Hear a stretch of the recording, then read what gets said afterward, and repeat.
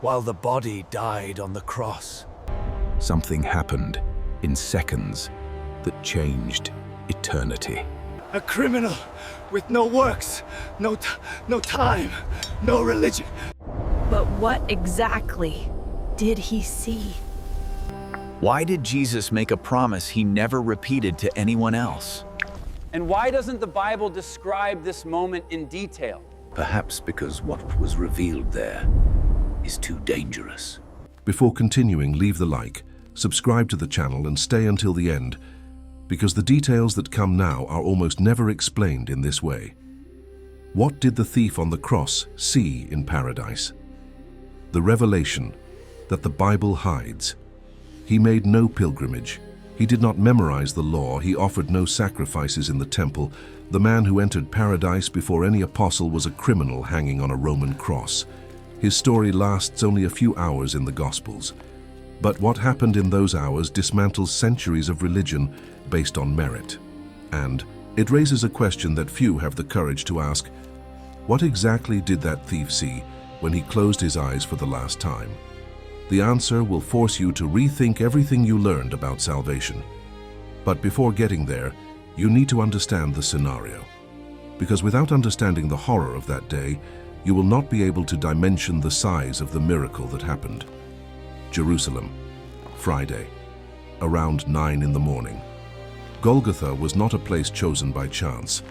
The name means place of the skull in Aramaic, a rocky hill on the outskirts of the city where Rome executed its condemned in the sight of all. The location was strategic. Anyone entering or leaving Jerusalem through the northern gates saw the hanging bodies.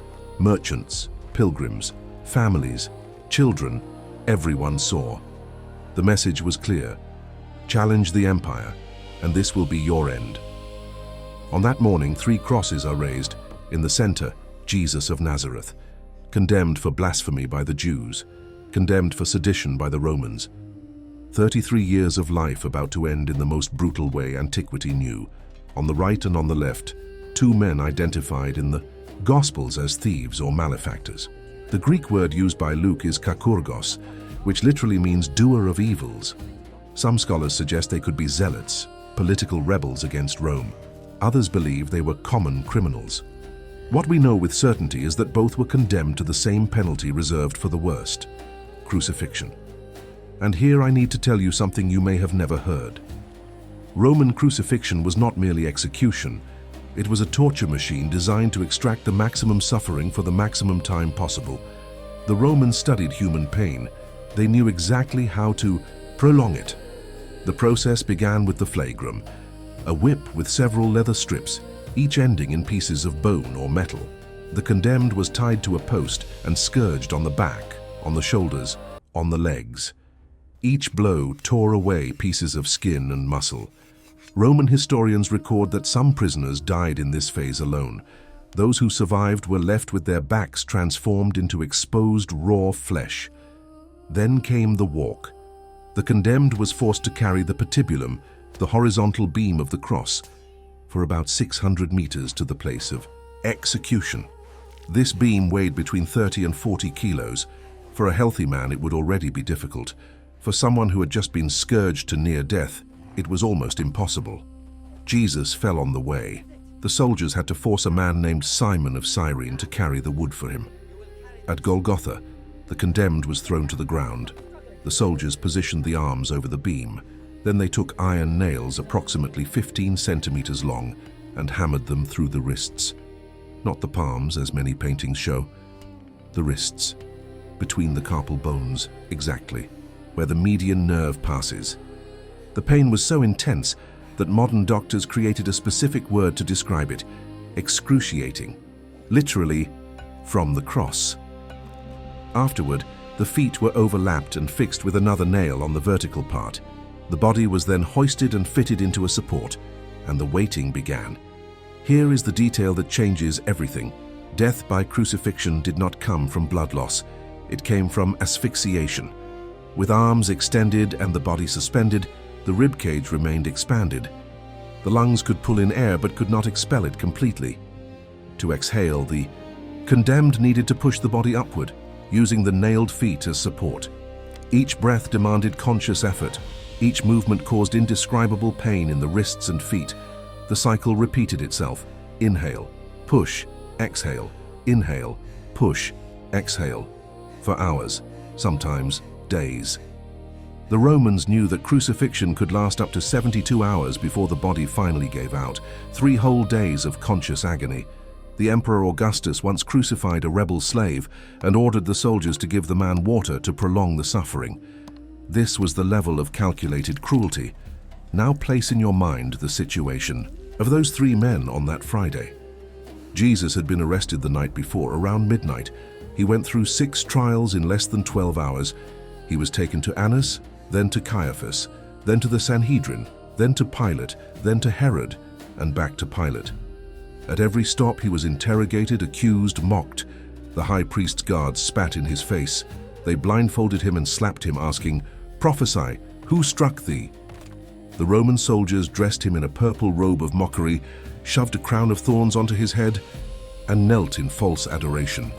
When he arrived at Golgotha, his body was already in collapse. The 2 thieves likely went through a similar process, perhaps fewer trials, but the same physical brutality. 3 destroyed men hanging side by side under the sun of Judea. And here begins the part no one expects. The Gospels record that in the beginning, both thieves mocked Jesus. Both. Matthew is direct. The thieves also, which were crucified with him, cast the same in his teeth. Matthew chapter 27, verse 44. Mark confirms, and they that were crucified with him reviled him. Mark chapter 15, verse 32. Think of the absurdity of this scene. 2 men dying the same death, feeling the same pain, facing the same end, and yet they find energy to insult the man beside them. They had heard the rumors about that Nazarene. They knew he claimed to be the Messiah. And, like everyone there, they expected some kind of supernatural reaction. If he really were the Son of God, that would be the moment to prove it. Nothing happens. Jesus bleeds. Jesus groans. Jesus struggles to breathe like any other condemned man. There is no lightning from the sky. There is no army of angels. There is no demonstration of power. Only a man being crushed by the weight of his own execution. The crowd around makes everything worse. The religious leaders parade before the cross, shaking their heads. He saved others. Himself he cannot save. If he be the King of Israel, let him now come down from the cross and we will believe him. Matthew chapter 27, verse 42. The soldiers cast lots for his clothes. Passers-by shout blasphemies. The scenario is one of total scorn. And the 2 thieves trapped in the same agony join the chorus. But then something changes. Something that no historian can explain completely. At some moment in those hours, one of the thieves stops mocking. The Gospel of Luke records the transformation with details the other Gospels do not bring. Luke chapter 23, verses 39 to 43. While the other criminal continues challenging Jesus, this man does something completely unexpected. He rebukes his companion in execution. "Dost thou not fear God, seeing thou art in the same condemnation? And we indeed justly, for we receive the due reward of our deeds, but this man hath done nothing amiss." Stop. Read again what this man is saying. He is not asking to be released. He is not begging for mercy. He is not trying to negotiate with God. He is making 3 declarations that change absolutely everything. First, he recognizes the existence of a divine judgment. "Dost thou not fear God?" This is not a casual phrase. It is the admission that there is an authority greater than Rome, greater than the Sanhedrin, greater than any human tribunal. He knows he is going to die in minutes, and he knows that after death comes something else. Second, he confesses his own guilt. We indeed justly. No excuses. No mitigating factors. No, I had a difficult childhood, or society pushed me into crime. He accepts aloud that his condemnation is deserved, that he is there because he earned it. Third, he proclaims the innocence of Jesus. This man hath done nothing amiss. Amidst universal mockery, a dying criminal becomes the only voice in all Jerusalem to defend the man in the center. And then comes the phrase that echoes through eternity. Jesus, Remember me when thou comest into thy kingdom. Dimension the weight of this declaration. That man is not looking at a king on a throne. He is looking at a condemned man covered in blood, nailed to wood, abandoned by almost all his followers. Peter had denied Jesus 3 times that same dawn. Judas had hanged himself out of remorse. The disciples were hiding in fear of the Jews. Only John, Mary, and a few women remained at the foot of the cross. There is no crown of gold. There is a crown of thorns. There is no army. There are Roman soldiers playing dice. There is no palace. There is a hill of public execution. There is no demonstration of power. There is a man who can barely breathe. And even so, the thief sees a kingdom. He does not ask to be healed. He does not ask to come down from the cross. He does not even ask to be forgiven in that moment. He asks for remembrance. He looks beyond the cross, beyond death, beyond that horrible day, and sees something no one else there could see, that bloodied man had authority over what came after. But how? What made that criminal see what the theologians, the priests, and the scholars of the law could not see? The answer may lie in what he observed during those hours. He saw Jesus being nailed without resistance. He saw the Roman soldiers, accustomed to hearing screams of hatred and curses from the condemned, encounter something different. He saw Jesus open his mouth not to curse, but to say, "Father, forgive them, for they know not what they do." Luke chapter 23, verse 34. This phrase was not normal. No condemned man asked forgiveness for his executioners. No innocent man accepted that death without verbal resistance. No man in the history of Roman crucifixion had responded to the hammer and nails with a prayer of mercy for his own executioners. The thief saw this, and he began to realize there was something wrong in that scene, wrong in the deepest sense. That man did not belong on that cross. Jesus' response to the thief's confession is immediate. There is no hesitation, there is no precondition, there is no list of requirements to fulfill. "Verily I say unto thee, today shalt thou be with me in paradise." 3 words that demolish entire religious systems. Today, with me, paradise, not tomorrow, not after a period of purification, not after the final judgment, not when you have proven you have changed. Today, on that very day, before the sun set over Jerusalem. But what exactly was Jesus promising? What is this paradise? The word used in the Greek text is paradisos. It appears only 3 times in the entire New Testament. Here in Luke, in 2 Corinthians chapter 12, verse 4, when Paul describes being caught up to the 3rd heaven, and in Revelation chapter 2, verse 7, in the promise to eat of the tree of life which is in the midst of the paradise of God. The term comes from the Old Persian peridesa, which means walled, garden, or royal park. It was used to describe the luxurious gardens of Persian kings, places of incomparable beauty, absolute rest, and privileged presence with the monarch. When the Hebrew Bible was translated into Greek, the translators used this same word to describe the Garden of Eden. In the Jewish context of the 1st century, paradise represented the place of rest for the righteous after death. It was not yet the final heaven described at the end of Revelation, with new heavens and new earth. It was an intermediate state, an abode of peace and full consciousness in the presence, say of God, while awaiting the final resurrection. Jesus was not promising sleep. He was not promising temporary non-existence. He was not promising a limbo of unconscious waiting. He was promising presence. "Thou shalt be with me." This means the thief would not enter a void. He would pass from the agony of the cross to the immediate presence of Christ. In a matter of hours, perhaps minutes after his last earthly breath, he would be conscious, alive in another sense, and accompanied by the very king he had just recognized. The Gospels record that Jesus dies around 3 in the afternoon, at the 9th hour according to Jewish reckoning. He cries out with a loud voice, "Father, into thy hands I commend my spirit." Luke chapter 23, verse 46. And he expires. At that moment, extraordinary things happen. The veil of the temple, that curtain approximately 18 meters high and 10 centimeters thick that separated the Holy of Holies from the rest of the sanctuary, is torn from top to bottom. Not from bottom to top, as if human hands had pulled it. from top to bottom, as if divine hands had opened it. The earth quakes, rocks split, tombs open.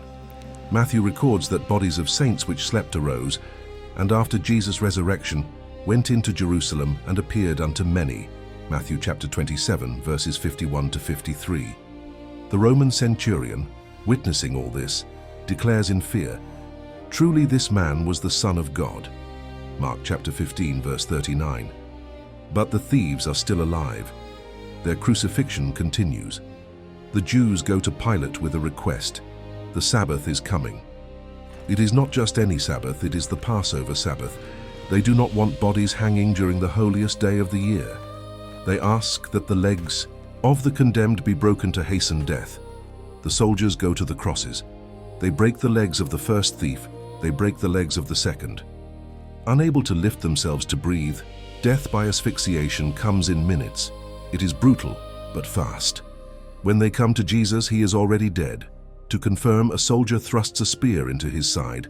Blood and water come out, indicating that the heart had already stopped and bodily fluids were beginning to separate. The thief, who believed, closes his eyes in agony and opens them elsewhere. What does he see in this moment? The Bible does not describe in detail. The scriptures were never written to satisfy human curiosity about the beyond. They were written to reveal the way there. But we can deduce some things from what Jesus himself promised and what other texts reveal. First, he sees presence. "Thou shalt be with me."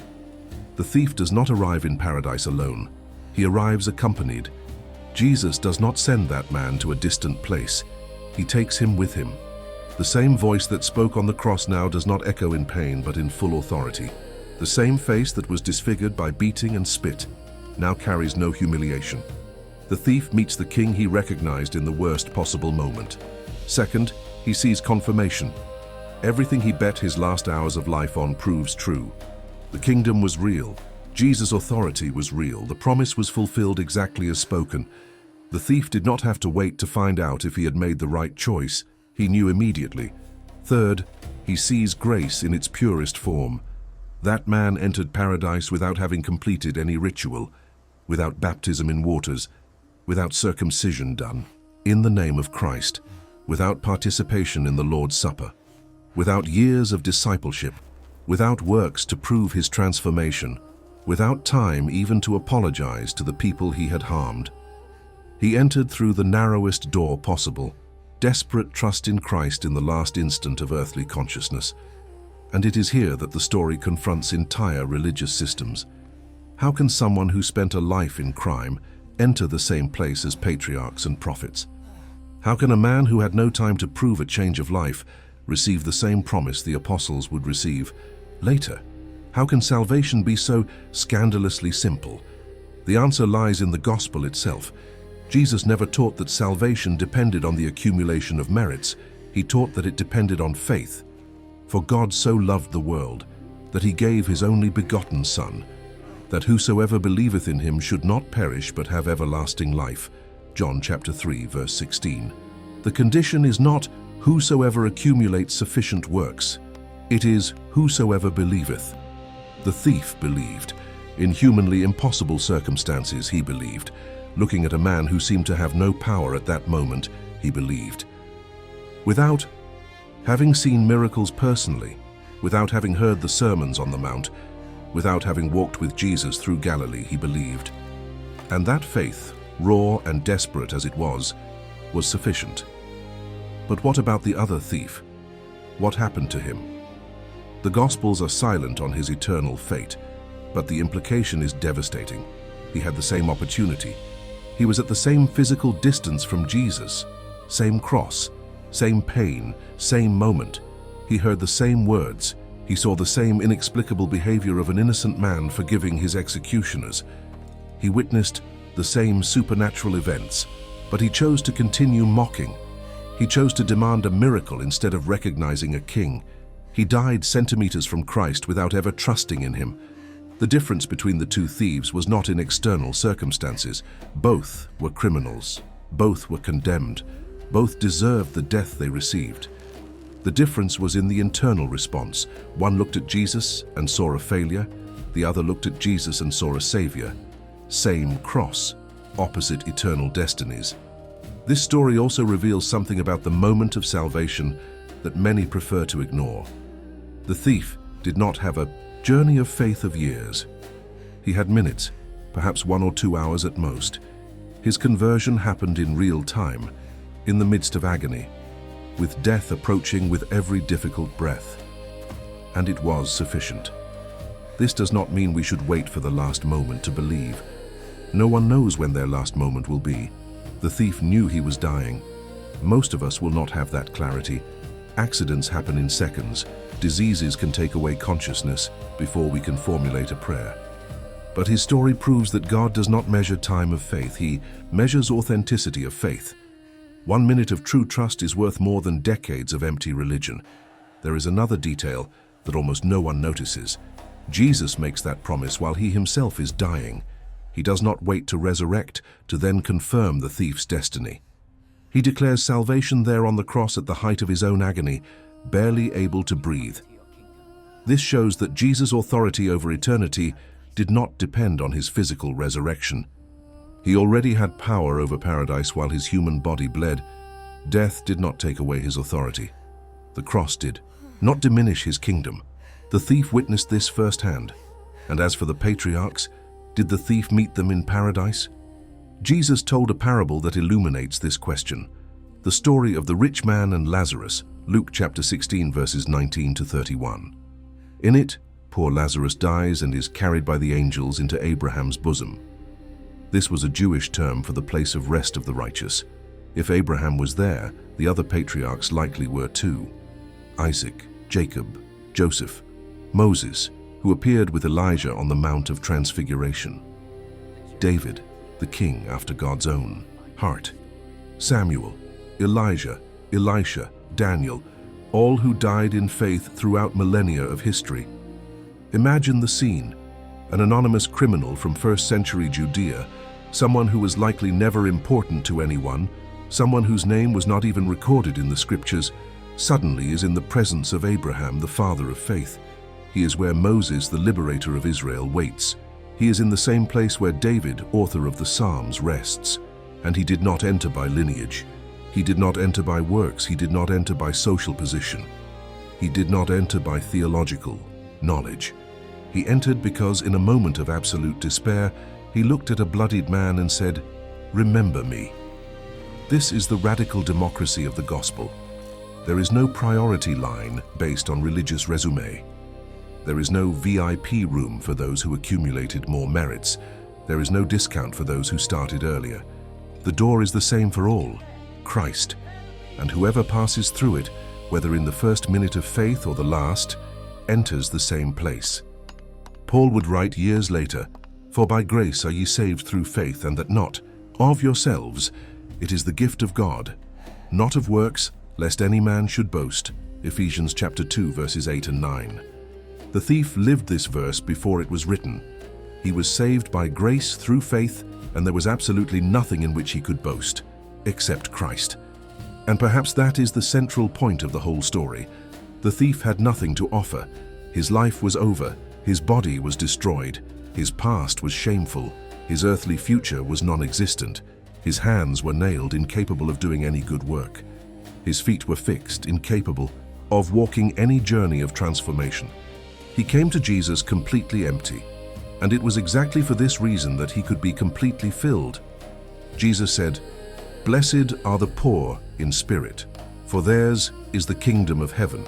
Matthew chapter 5, verse 3. Poverty of spirit does not mean low self-esteem. It means recognition of spiritual bankruptcy. The thief was spiritually bankrupt, and he knew it. He had no way to pay his debt. He had no way to compensate for his crimes. He had no way to deserve mercy. So he simply asked, and received. The story of the thief also reveals the heart of Jesus in his most difficult moment. There, nailed, bleeding, fighting to breathe, carrying the weight of humanity's sins, Jesus still had attention for a criminal beside him. He still had grace to promise paradise. He still had love to ensure that man would not cross death alone. If you wanted to know what the character of God is like, you would only need to look at this scene. A Savior who, even while dying, continues saving. The last sound the thief heard before losing earthly consciousness may have been Jesus' cry, "It is finished," John chapter 19, verse 30. The work was complete, the price was paid, the door was open, and the thief, who did absolutely nothing to deserve it, was the first to walk through it after it opened. He did not see paradise because he accumulated merits. He did not see it because he completed a process. He did not see it because he convinced God he was worthy. He did not see it because his life was exemplary. He saw it because he trusted.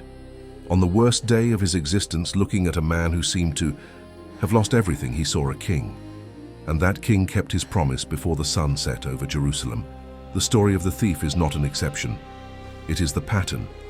It reveals how salvation has always worked, not by accumulation, but by surrender, not by time of service, but by genuine trust. The same Jesus who opened paradise to a dying criminal continues opening it to anyone who recognizes their own spiritual bankruptcy. What the thief saw in that instant, no text describes with precision, but what he felt, the Bible makes clear: presence, not judgment, not waiting, not purgatory.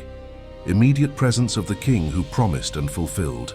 The door of the kingdom was never locked by human effort. It was always locked only by unbelief. And the thief proved that a single phrase of faith, spoken at the right moment, is worth more than a whole life of empty religion. He crossed eternity with 7 words and found a King who never forgets who trusts in him in the darkest hour.